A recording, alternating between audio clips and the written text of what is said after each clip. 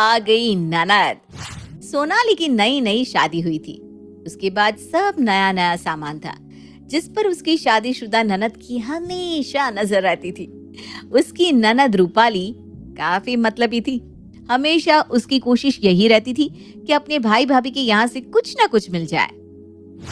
भाभी, आप मायके से जो अचार लाई थी वो दे दो ना, बहुत ही बढ़िया था। दीदी वो बहुत कम है, आपके लिए मार्केट से लाकर दे दूं कोई सा? नहीं भाभी, मुझे वही चाहिए। आप तो जब वापस जाओगी तब और ले आना।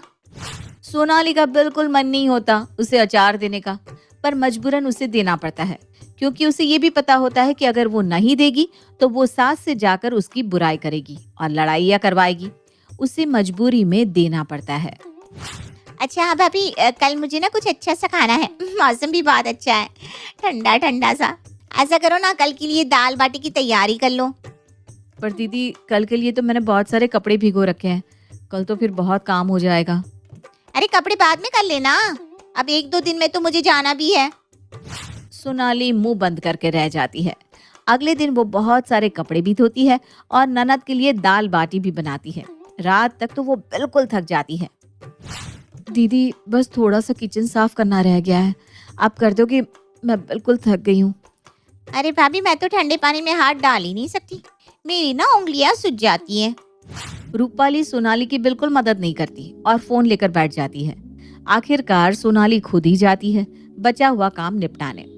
सोनाली ये सब अपने पति अमन को बताने की कोशिश करती है। देखो, वो मुझसे छोटी है और माँ बाप की सबसे लाडली भी। ये सब तुम्हें ही करना पड़ेगा।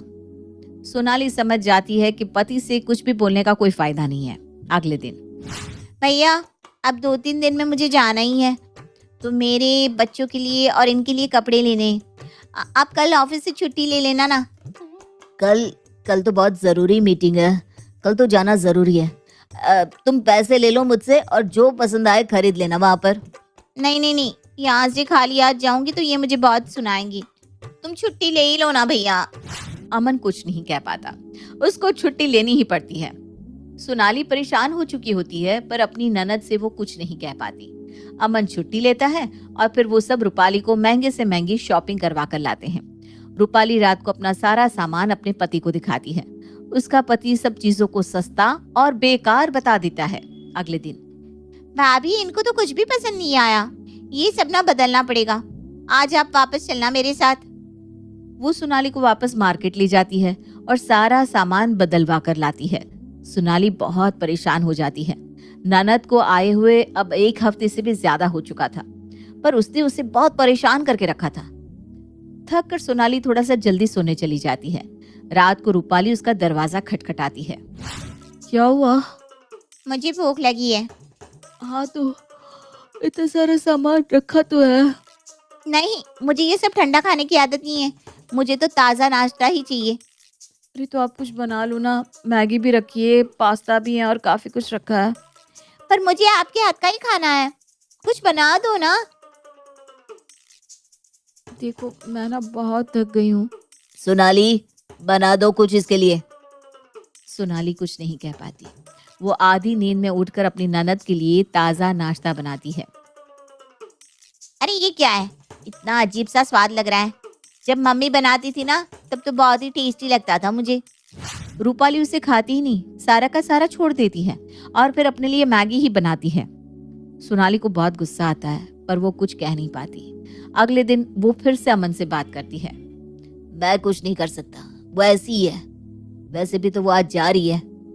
दोनों उसको बहुत सारा सामान देकर भेजते हैं। सोनाली भी थोड़ी राहत की सांस लेती है, पर कुछ ही दिन बीतते हैं कि रूपाली फिर से वापस। इस बार उसका पति और बच्चा भी आया होता है। अरे पिछली बार ना इसके एग्जाम की वजह से आ नहीं पाए थे, अब तो इसकी छुट्टियां हैं और इनका तो ऑनलाइन चल रहा है, तो हम 1 हफ्ता यहीं रहेंगे। ये सुनकर अमन और सोनाली दोनों सर पकड़ लेते हैं। ननद के आते ही बस रूपाली तो सोनाली पर हुक्म चलाने लग जाती है। भाभी ये ना फीकी चाय पियेंगे और ये गोलू कोल्ड कॉफी पिएगा और मैं कोल्ड ड्रिंक। कोल्ड ड्रिंक तो शायद नहीं है, तू भी चाय पी ले। नहीं नहीं नहीं, इस समय चाय नहीं पीऊंगी मैं। ऐसा करो, आप कोल्ड ड्रिंक ले आओ मार्केट से, और हाँ गोलू को भी ले जाओ, इसे कुछ दिला देना। अमन बहुत थका हुआ था। फिर भी वो उसके लिए कोल्ड ड्रिंक लेने गया और अपने भांजे को भी बहुत सारा सामान दिलवा कर लाया। सब चाय नाश्ता करके फ्री हुए ही थे कि गोलू मॉल जाने के लिए जिद करने लगा। अरे हाँ, सब चलते हैं ना भैया, चलो बहुत मजा आएगा। इस समय? अरे शाम होने वाली है, अभी जाकर क्या करेंगे? इससे अच्छा है कि कल सुबह सुबह निकल जाएंगे। ये सुनते ही उसका बेटा गोलू दहाड़े मार मार कर रोने लगता है। रूपाली के पति सुरेश को बुरा लगता है। मैं इसलिए यहाँ नहीं आया था रूपाली कि यहाँ आकर मेरा बच्चा रोए। चलो यहाँ से। अरे जीजा जी, ऐसी कोई बात नहीं है। मैं तो इसलिए बोल रहा था कि शाम होने वाली है, जल्दी हमें वापस लौटना पड़ेगा। अमन और सोनाली कुछ नहीं कर पाते। वो उसी समय सबको लेकर मॉल जाते हैं। रूपाली वापस में बहुत सारी शॉपिंग करती है और बहुत खर्चा करवाती है। चलिए सुरेश जी, हम थोड़ा आगे घूमकर आते हैं। अमन अपने जीजा सुरेश को शॉप्स दिखाने लगता है। पीछे पीछे रूपाली भी आ जाती है। दिखाओ दिखाओ, क्या लिया? अरे कुछ नहीं लिया, मुझे कुछ लेना ही नहीं था। हम तो परफ्यूम्स टेस्ट कर रहे थे। हैं परफ्यूम्स? और आपने कुछ नहीं लिया? अमन चलो मुझे दिखाओ कहाँ है शॉप। वो अमन को परफ्यूम्स की शॉप पर ले जाती है और 2-3 महंगे महंगे परफ्यूम्स खरीद लेती है। फिर उसका बच्चा भी जिद करने लगता है। अरे बेटा, इतने छोटे बच्चे परफ्यूम नहीं लगाते हैं, बड़े हो जाओ फिर लगाना। भाभी आप ना इसे कुछ मत कहिए, आपको नहीं दिलाना तो साफ साफ बोल दीजिए। चली जाती हूँ मैं वापस। अरे ऐसा क्या कह दिया उसने? ठीक ही तो कह रही है, तुम बिन बात के बात को बढ़ा रही हो। चलो मैं दिला देता हूँ इसे क्या चाहिए। अमन अपने भांजे के लिए भी एक महंगा सा परफ्यूम खरीदता है। सब रात तक वापस आ जाते हैं और सो जाते हैं। अगले दिन अमन थोड़ा हिसाब करने बैठता है और देखता है कि जब से बहन आई है उसका अच्छा खासा खर्चा हो चुका है। सोनाली देख लेती है कि अमन परेशान है, पर वो अपनी बहन से कुछ भूलेगा नहीं, तो वो सोचती है कि उसे ही कुछ करना पड़ेगा। सुरेश जी सुनिए ना, मुझे बहुत टाइम से एक साड़ी लेनी है, पर वो इन्हें पसंद ही नहीं आ रही और इसलिए दिला भी नहीं रहे। आप चलेंगे मेरे साथ? हाँ हाँ भाभी, चलिए ना। सोनाली उसे अमन की कार लेने के लिए बोलती है और उसे पता होता है कि उस पे बहुत ही कम पेट्रोल है। दोनों घर से निकलते हैं और फिर पेट्रोल भी भरवाना पड़ता है। टंकी पूरी खाली ही होती है तो अच्छा खासा 5-7 हजार का पेट्रोल लग जाता है। लेकिन सोनाली बात ऐसे करती है जैसे इस बारे में उसे कुछ पता ही नहीं था। अरे सुरेश जी, मुझे पता ही नहीं था कि इस पे पेट्रोल नहीं है, आपके कितने सारे पैसे लग गए। अरे भाभी कोई बात नहीं, आप और बताइए, कुछ और काम है क्या? काम तो नहीं है, पर कॉफी पीने का मन कर रहा है। वो मुझे ना माइग्रेन का प्रॉब्लम है, अगर कॉफी पी सके तो। हाँ हाँ बताइए, मैं अभी किसी ठेले से कॉफी ले आता हूँ।